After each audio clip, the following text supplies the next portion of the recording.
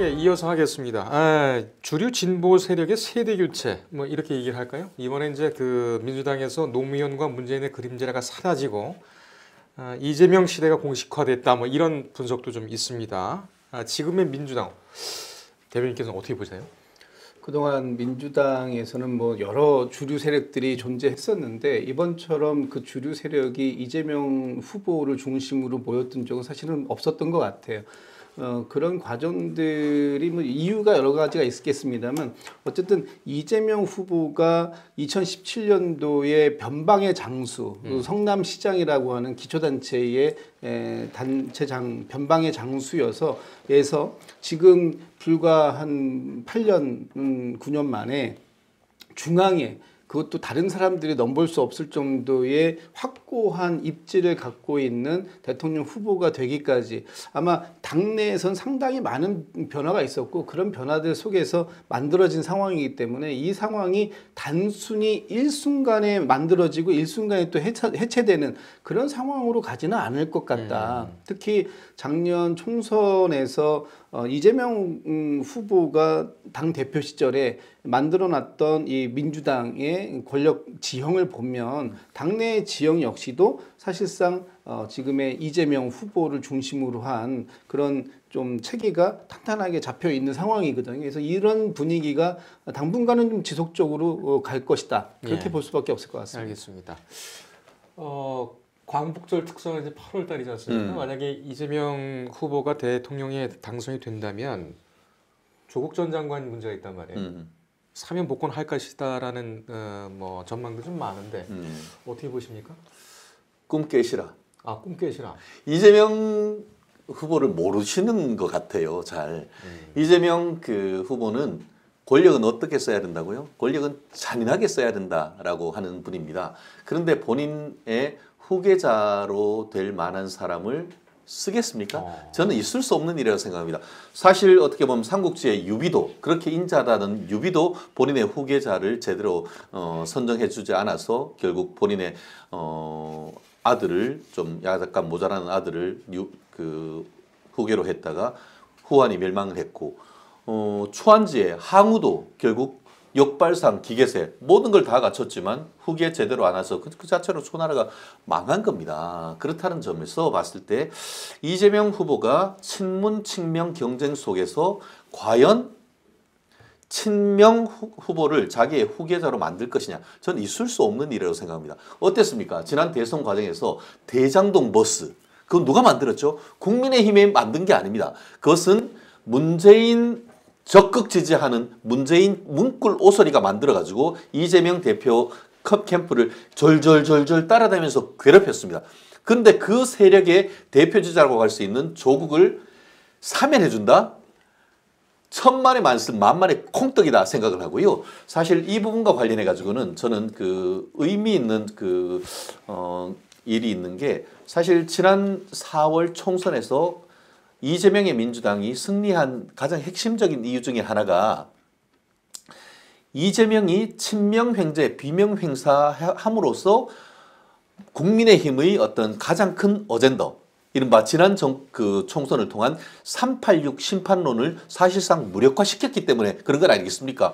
국민의힘이 한동훈 후보가 이거 386 후보 세대 교체하겠다 했는데 이재명이 내부적으로 있던 386들 싹 쓸어버립니다. 386 중에 대표적인 주자가 누굽니까? 서울대 법대 82학번, 이른바 똥파리라고 부를 수 있는 조국, 뭐 그 언저리에 있던 사람들 아닙니까? 그 사람들 똥파리라고 부릅니까? 82학번이라고 했는데 하도 많아서 졸업 정원제라고 하면서 그때 서울법대 엄청 많이 뽑았고 그 입학은 시켰지만 졸업 제대로 안 시키면서 지금 있었던 뭐 원희룡, 나경원, 뭐 조국 이런 사람들 다 82학번 아닙니까? 그런 사람들 싹 쓸어버렸는데 이제 와서 다시 컴백시킨다? 제가 봤을 땐 그럴 가능성은 거의 제로에 가깝다. 오히려 본인의 어떤 그런 정치적인 예컨대 대통령이 된다는 걸 전제로 대통령이 된 이후에 본인의 어떤 그 퇴임 이후를 보장할 수 있는 친명 세력의 또 다른 사람을 후보로 키우는 것은 변론으로 자기를 계속 물고 공격했던 친문 세력의 적자를 과연 사면 복권한다? 제가 봤을 때 권력 구조를 봤을 땐 있을 수 없는 일이다. 다만 내부적으로 무슨 또 특별한 협약은 할 수 있죠. 하지만 제가 봤을 땐 그럴 가능성이 현저히 낮다고 봅니다.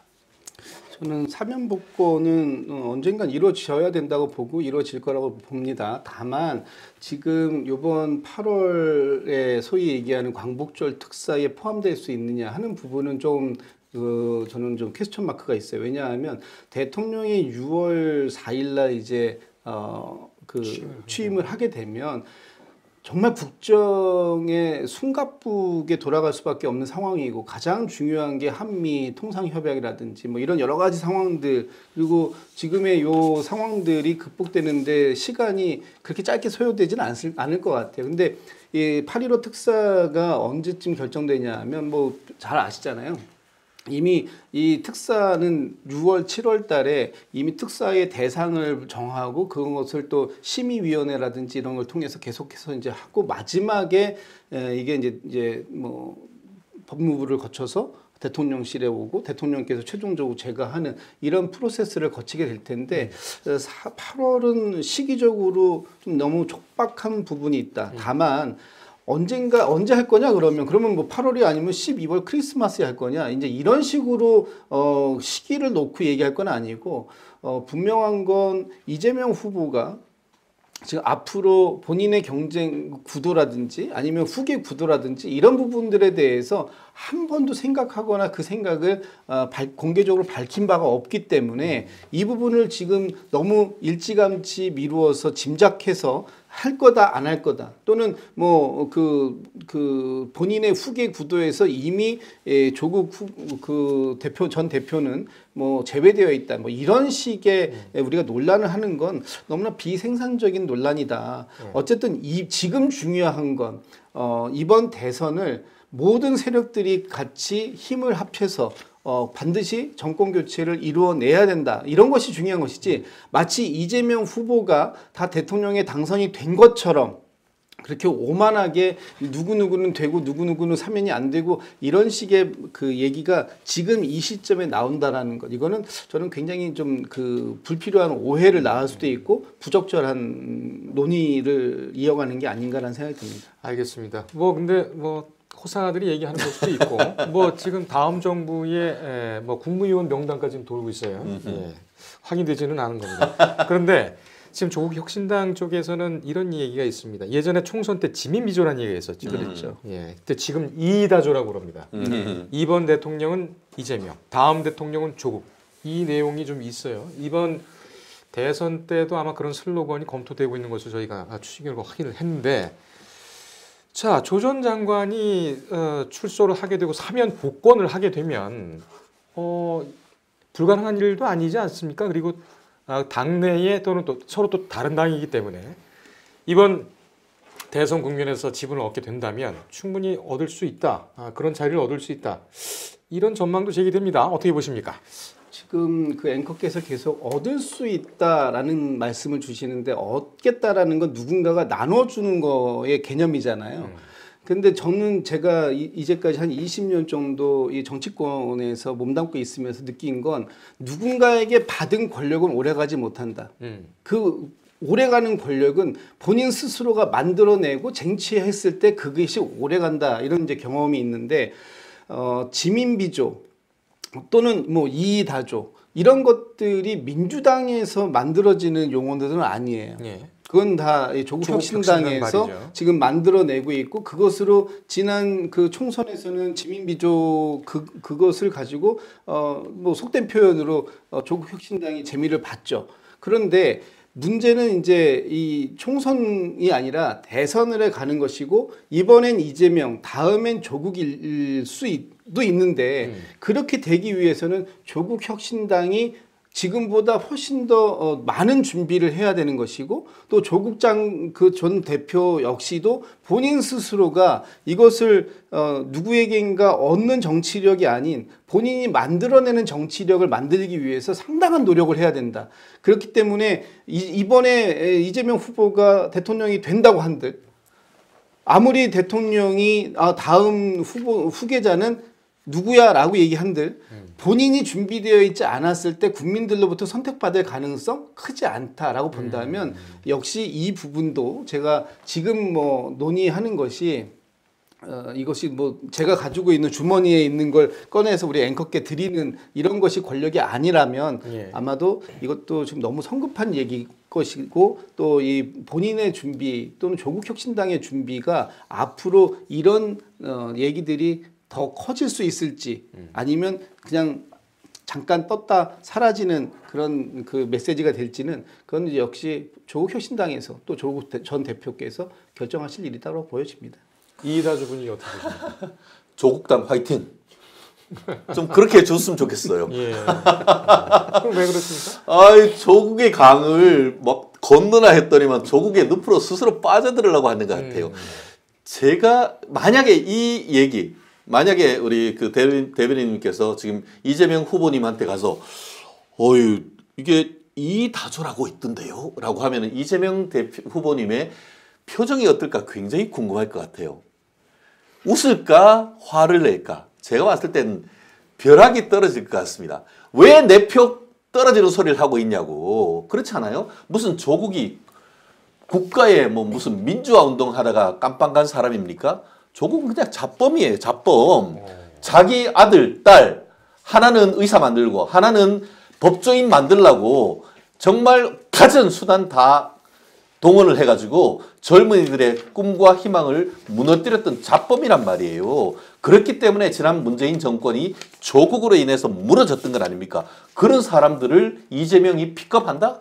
저는 이재명 그 후보처럼 이 정치적 감각이 있는 사람이 그렇게 한다는 것은 정말 상상하기 어려운 것이 아닌가. 그렇기 때문에 오히려 저는 이게 좀 어떤 이 얘기를 듣고 어떤 느낌이 들었냐면은 조국 혁신당이 국민의힘을 도와주려고 하나 이런 생각까지 들었습니다. 물론 본인들의 정치적 선택, 본인들의 정치적 어떤 리더를 복귀시키려고 하는 의도는 충분히 알겠는데 그렇게 한다고 하면 제가 도와드리겠습니다. 이재명 대표 플러스가 되는 것이 아니고 마이너스 될 것이 뻔한 상태에서 조국의 지읒자도 전 꺼내지 않을 거라고 예측을 합니다. 알겠습니다. 두 분 다 뭐 전망은 좀 어둡게 보시는 것 같아요. 조국혁신당에서 지금 말하고 있는 이다주. 조국혁신당은 참고하시고요. 저희도 좀 같이 한번 지켜보겠습니다. 짧게 한 1분씩만 좀 여쭤보겠습니다. 지금 김동연 지사하고 김경수 전 지사하고 좀 애매하게 됐습니다. 두 사람 앞으로 행보 어떻게 전망을 하십니까?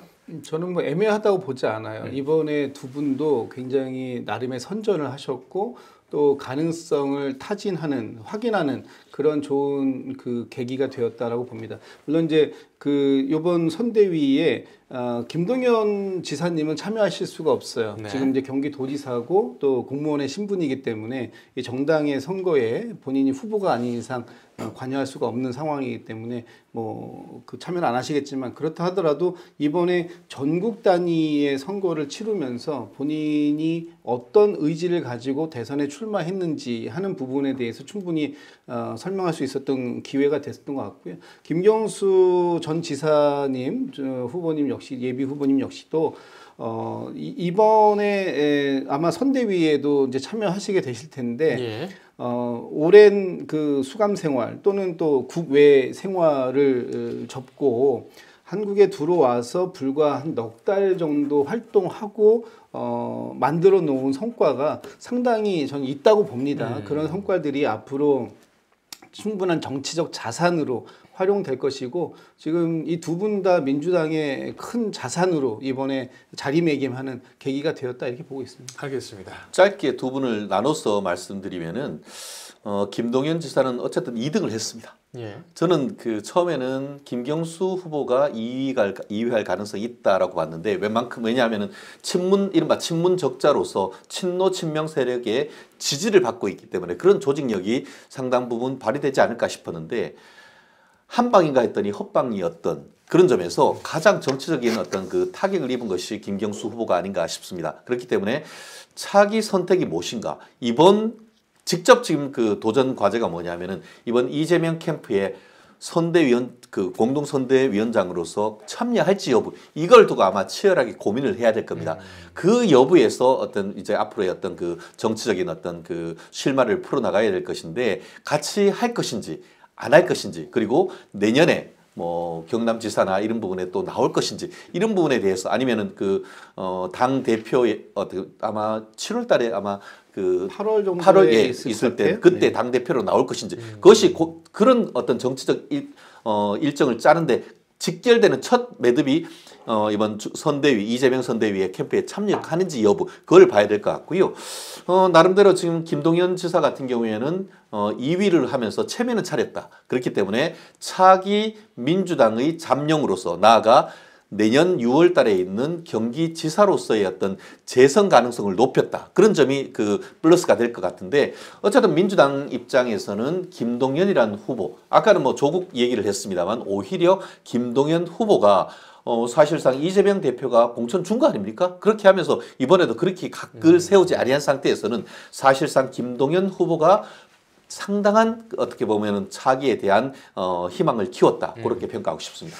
알겠습니다. 친문적자 김경수 전 지사 그리고 경제 전문가 김동연 경기지사 미래도 궁금합니다. 포스트 이재명으로 묶을 수 있는 여러 후보들이 나오고 있다는 것도 이번 대선에서 볼 수 있는 민주당의 어떤 또 다른 특징으로 생각이 됩니다. 자, 오늘 여의부 여기까지 하겠습니다. 다음 소식은 더 정성껏 준비하겠습니다. 지금까지 김진욱 전 더불어민주당 대변인 정치평론가 최진영 변호사와 함께하셨습니다. 저는 최기철이었습니다. 감사합니다.